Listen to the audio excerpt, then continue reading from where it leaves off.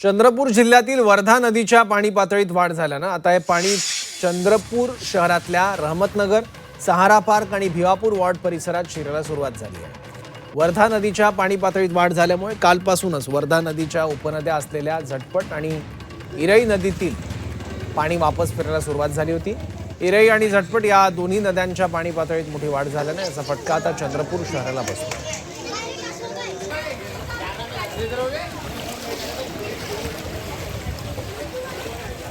इथला आढावा घेतला आमचे प्रतिनिधी आशिष अंबाडे यांनी। चंद्रपूर जिल्ह्यात गेल्या 48 तासामध्ये अतिवृष्टी झाली आहे आणि त्याचा परिणाम हा आपल्या चंद्रपूर शहराच्या बाह्य भागात असलेल्या रहमतनगर आणि इरई नदीकाठच्या सर्व क्षेत्रामध्ये बघायला मिळत आहे। चंद्रपूर शहराचा हा जो भाग आहे हा जलमय झाला आहे। सध्या इरई धरणाची कुठलीही दारं उघडण्यात आलेली नाही।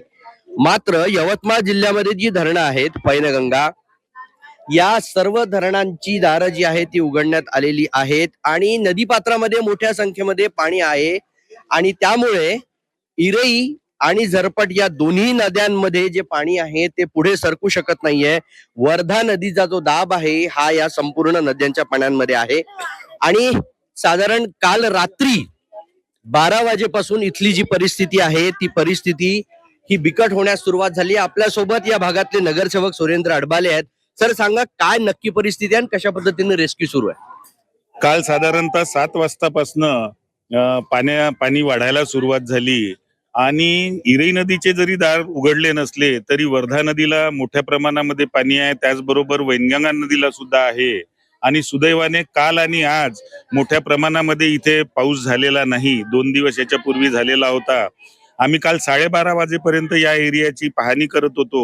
आयुक्तांना फोन केले, उपायुक्तांना फोन केले आणि तत्काळ आपण नगर परिषदेची महात्मा फुले शाळा उघडी करून दिली इथल्या रहिवाशांसाठी आणि कालपासून इथले काही रहिवासी शिफ्ट झालेले आहे।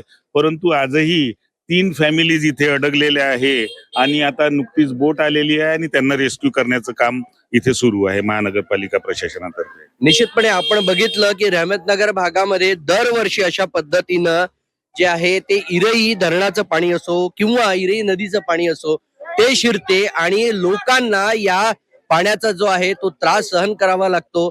यंदाही तीच परिस्थिती आहे, फक्त त्यामध्ये एक सुखद बातमी अशी आहे की इरई धरणाचं जे आहे पाणी कुठलंही सोडण्यात आलेलं नाही। ते जर सोडलं तर इथली परिस्थिती आणखीन बिकट होऊ शकते। आशिष अंबाडे, झी मीडिया, रहमतनगर, चंद्रपूर शहर।